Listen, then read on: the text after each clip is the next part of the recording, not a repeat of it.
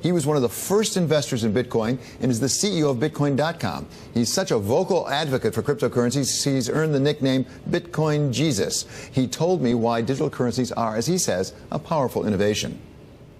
There's no one single place that any government or corporation or anybody at all could go to shut these cryptocurrencies down or turn them off or block them or censor them.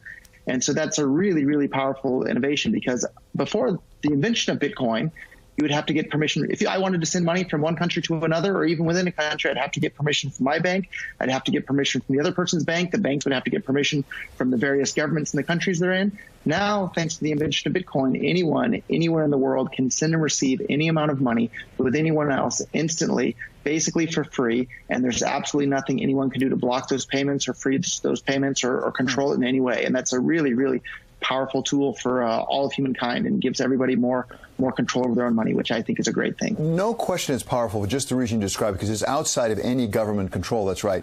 Is that powerful quality also part of its weakness in this sense? It also leaves it open to be used for illicit purposes, whether it's money laundering or drug dealing or potentially terrorist activities. And does that mean that governments sooner or later will want to try to interfere with this, get control of it for just that reason? Well, I think there's two parts to that answer there. So number one, the currency that's used for the most drug dealing and the most terrorist financing and the most bad things around the world clearly is the U.S. dollar. So if you're really worried about those sorts of things, you better be worried about the U.S. dollar.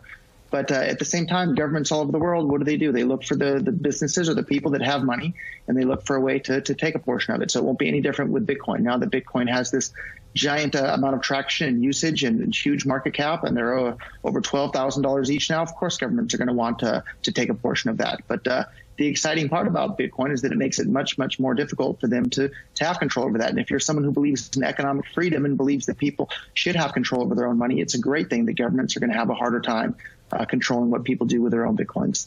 Roger, as you know well, we're about to have some government regulation, not of the cryptocurrencies themselves, but of futures trading in it. But just about to happen. We're on the cusp of it right now.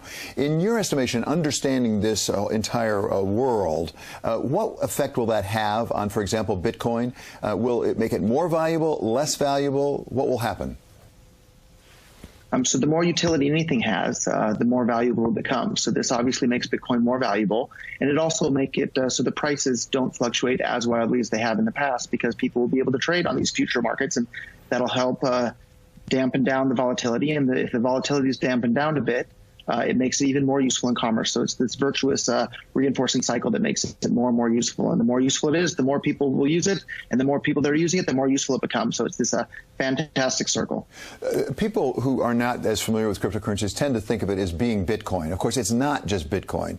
There's a Bitcoin Cash. There's different kinds of Bitcoin. There's also different kinds of cryptocurrencies entirely, like Ethereum. Could you explain what is the real difference, for example, between Bitcoin and Bitcoin Cash? Why should we care? So you definitely should care about the difference between Bitcoin and Bitcoin Cash. So I was the first person in the entire world to start investing in Bitcoin startups and getting involved in the space.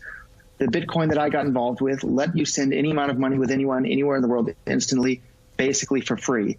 That's no longer true of Bitcoin or Bitcoin Core. Bitcoin split into two versions of Bitcoin back on August 1st. There's now Bitcoin Core and Bitcoin Cash. And Bitcoin Cash still allows you to do all the things that Bitcoin allowed you to do back in 2011, 2012, all the way up until around 2016.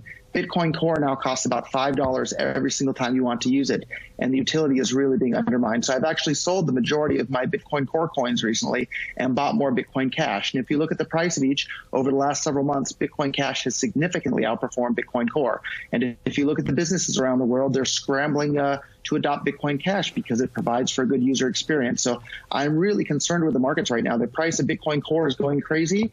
But I think it's a lot of people that don't understand the utility behind it and are buying it just because they see the price going up, and they're chasing something without understanding it. Whereas the people that actually understand the utility that is underneath all of these things are really bullish on Bitcoin Cash, and I'm definitely one of those people that's bullish on Bitcoin Cash. Okay, so finally, to just that point, Bitcoin Core right now is over $12,000 last time I checked, and it seems to be going up and up and up. Where's it going to be in a year? Are people going to discover that it's not as useful as you just described, and therefore will it come down significantly?